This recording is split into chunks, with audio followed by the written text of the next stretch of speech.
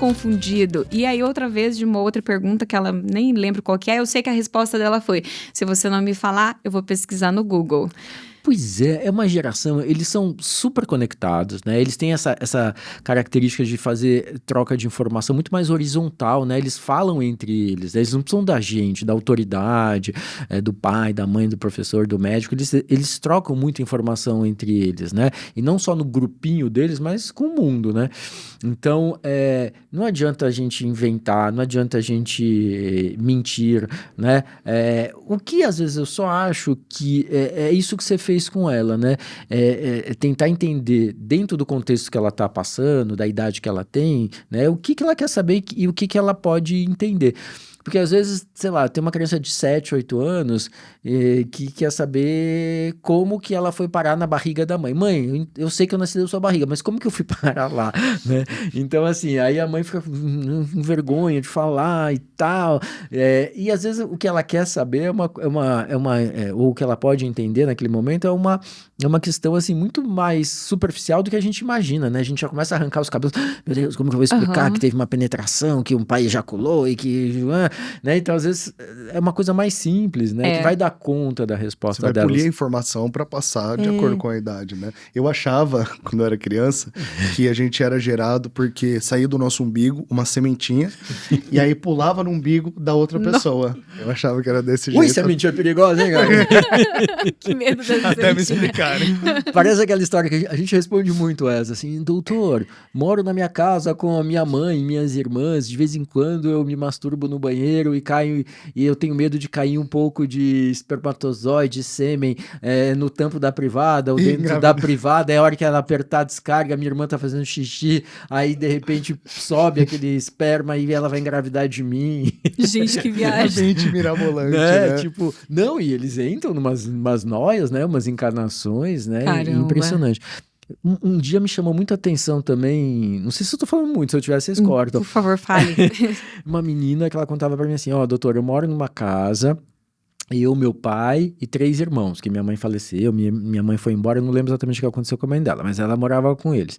Sou lésbica, ela tinha 14, 15 anos, só namoro meninas, né? E eu morro de medo de eu engravidar de um dos meus irmãos. Aí, óbvio que você já fica preocupado com a questão de violência, assédio e tal, né?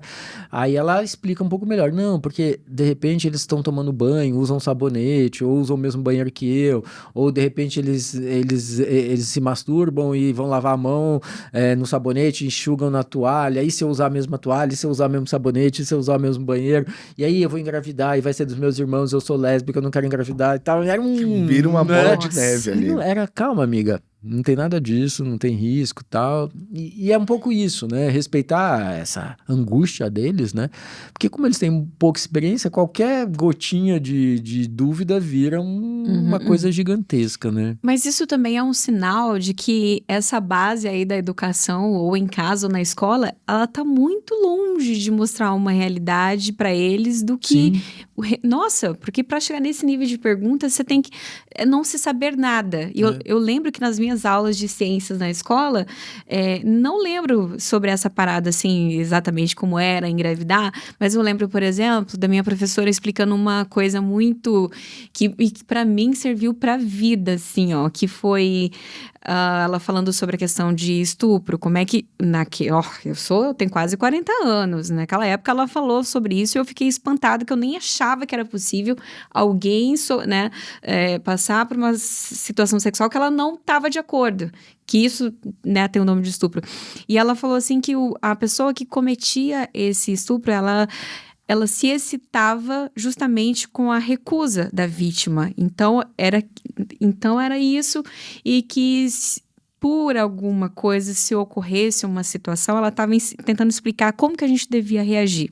E isso me marcou muito, assim, que no futuro, como acompanhante, eu atuo ainda trabalhando como acompanhante, mas lá atrás eu passei por uma situação muito parecida, assim, foi uma única situação, eu nunca tive essas coisas assim problemáticas, passou por uma situação muito ruim, não, foi uma única vez e que eu soube lidar justamente por conta dessa orientação dela, que foi numa tentativa ali na hora do sexo, tava incomodando e eu pedi, ó, tá incomodando, vamos parar? E a pessoa, não, vamos continuar. Eu falei, não, vamos parar.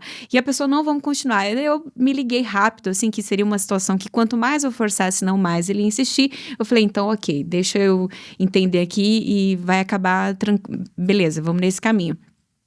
Mas isso me serviu no momento que eu jamais imaginei, sabe? Então, às vezes, acho que tem essa coisa da escola não entender qual é o limite dela, o que ela precisa ensinar. Os pais também não sabem.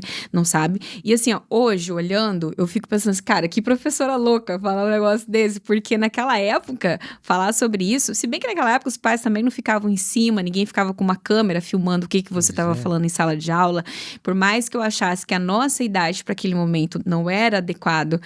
Hoje eu penso isso, não era adequado para ensinar esse tipo de coisa, mas que serviu. Eu fico percebendo que as escolas e os pais ficam muito perdidos no limite. O que eu posso falar para o meu filho se ele chegar com uma pergunta de 5 anos? Como que engravida? Por que meninas têm isso e meninos têm aquilo? Como que é o limite?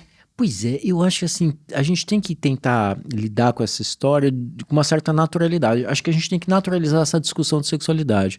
Vou contar 2 histórias para vocês que eu acho que são muito emblemáticas disso.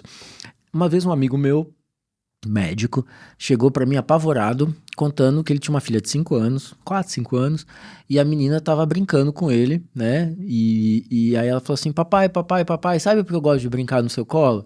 Aí o pai falou assim, não, meu amor, por quê? Ah, porque toda vez que eu brinco no seu colo, eu sinto a xoxota bater no coração.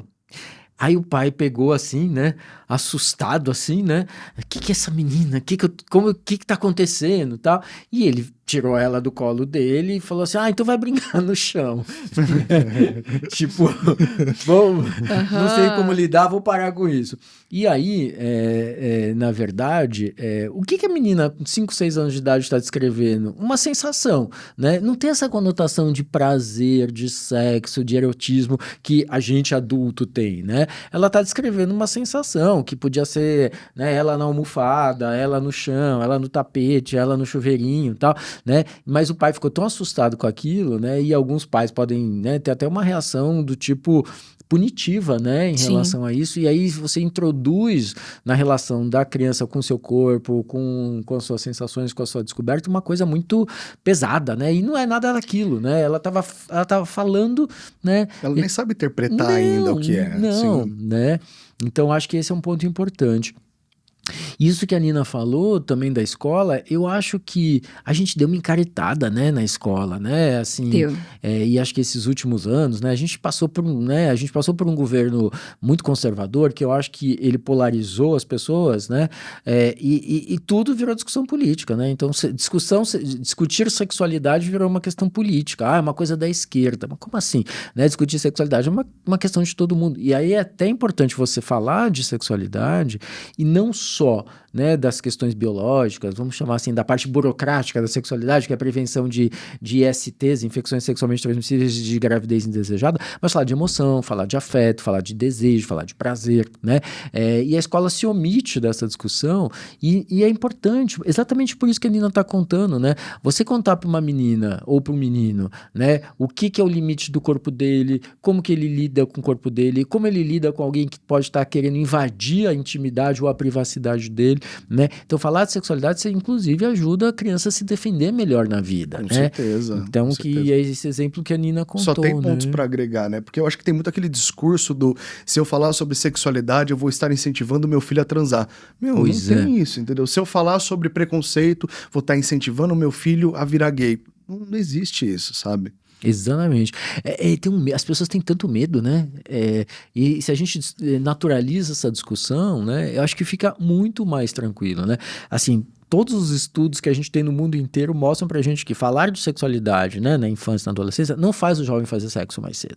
Inclusive, faz ele pensar melhor no momento de fazer exatamente. sexo. Ele pode até adiar o projeto de início de vida sexual. Se você deixa um vácuo no meio do caminho, né, não fala desse assunto, né, aí sim você pode estar fazendo com que ele inicie mais cedo, até corra riscos desnecessários. Você abre brecha para impulsos, né? Exatamente. Que vai ter ali...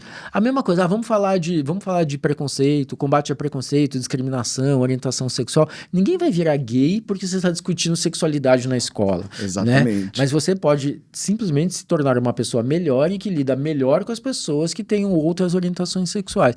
Então, eu acho que esse é o ponto, né? E acho que quem tem muito medo, né? Vai começar a fazer sexo cedo, vai virar gay.